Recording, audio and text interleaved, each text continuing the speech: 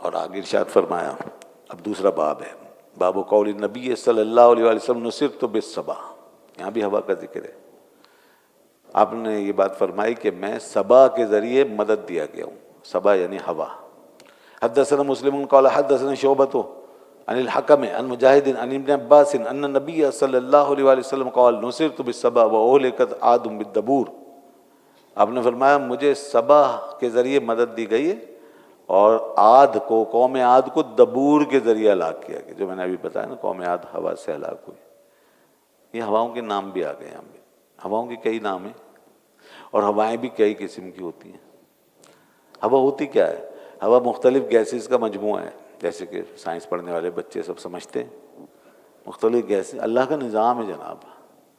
Nitrogen, oxygen, carbon ڈائی oxide اور organ وغیرہ، یہ مختلف مقداروں میں اللہ نے ہماری فضاؤں میں رکھی ہوئی ہیں۔ نیون اور ہیلیم گیسز وغیرہ، یہ سب گیسز ہیں، وہ سب اس کے طرح آپس میں ملی ہوئی ہیں کہ وہ ہوا بنتی ہے۔ ہوا کو جب وہ انالائز کیا گیا تو یہ سب گیسز ہی ہیں، اور وہ چلتی ہے۔ دیکھیں اب یہی گیسز ہیں، چلتی کیسے ہیں؟ ان میں حرکت آتی ہے، ہوا چلنا شروع ہو جاتی ہے۔ اور حرکت کا بھی ایک نظام بنایا ہوا ہے اللہ نے، سورج کے ساتھ، حرارت کے ساتھ۔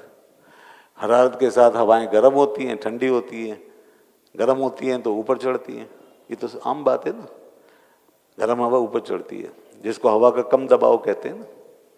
ہوا کا کم دباؤ، ہوا کا زیادہ دباؤ، جو اخباروں میں آتا رہتا ہے اکثر، بارش و طوفان کی پیشین گوئیوں میں، ہوا کا کم دباؤ، اوپر چڑھی گرم ہوا، دباؤ کم ہو گیا، ٹھنڈی ہوئی، سرد ہوئی، نیچے آئی، دباؤ بڑھ گیا۔ تو جب گرم ہو کے اوپر جاتی ہے تو نیچے جگہ چھوڑتی ہے، اور جب نیچے جگہ چھوڑتی ہے تو وہ ٹھنڈی ہوا پیچھے سے آتی ہے اور یوں اپنا جگہ بناتی ہے، اس کو میدان ملتے ہیں، کھلی جگہ ملتی ہیں، بس پھر وہ تیز ہو جاتی ہے۔ جتنی بڑی جگہ ہوگی اتنی اس میں شدت آ جائے، یہ طوفان بن جاتے ہیں۔ تو اس طرح ہواؤں کا یہ سلسلہ اوپر نیچے، گرم ٹھنڈی، یہ سب چلتا رہتا ہے۔ اور پھر یہی جو گرم اوپر چڑھی تو اس کے اندر اگر وہ نمی ہے تو یہ جا کے بارش کا سبب بن جائے گی، اس لیے طوفان کے ساتھ بارش۔ ادھر گرم ہوا نے بارش کا سبب بنی وہ، اور ادھر ٹھنڈی ہوا ہے، اس نے مارا، ہٹ کیا، طوفان۔ تو ایک دم سے موسم بدل جاتا ہے، اور اکثر گرمیوں میں ہوتا ہے یہ حادثہ۔ یہ سارا نظام کون چلا رہا ہے؟ وہ ایک ذات۔ پھر دیکھیں ذرا کمال کی بات، اب آ رہی ہے جناب کہاں سے؟ مشرق سے، ہوا آ رہی ہے مشرق سے، تو یہ صبا ہے، یہ ہے صبا، جس کے لیے فرمایا نا میری مدد کی گئی ہے صبا کے ذریعے سے۔ مشرق سے جب چلتی ہے تو یہ صبا بن جاتی ہے۔ اور صبا جو ہوتی ہے وہ ہوتی ہے ذرا ایسی یعنی راحت بخش، لطیف، سکون آور، ایسی ہوا ہوتی ہے صبا، جس کے اندر سکون ہوتا ہے، لطافت ہوتی ہے، اور اس میں سکون ملتا ہے آدمی کو، اس کے اندر عذاب نہیں ہوتا عام طور پر۔ تو آپ نے فرمایا مجھے اللہ نے اس کے ذریعے سے مدد دی ہے، صبا کے ذریعے۔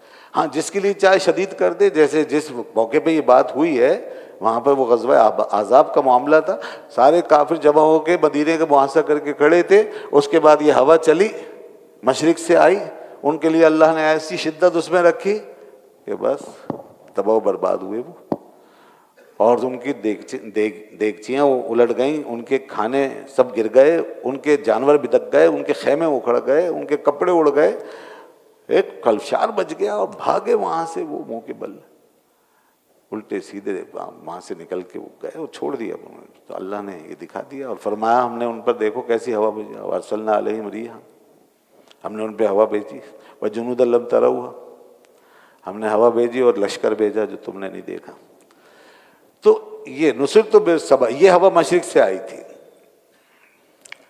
اور دوسری ہوا کون سی ہے؟ بالکل اس کی اپوزٹ ہوتی ہے، وہ چلتی ہے مغرب سے، اور وہ ہے دبور۔ یہاں فرمایا وہ اہلکت عاد بالدبور، اور قوم عاد کو جو تباہ کیا تھا وہ دبور سے، دبور ہوا سے تباہ کیا، دبور ہوا سے تباہ کیا قوم عاد کو۔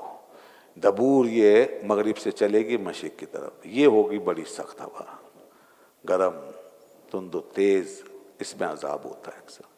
مغرب کی ہوا آج بھی چلتی ہے تو تو ہمارے لیے پریشانی پیدا کرتی ہے۔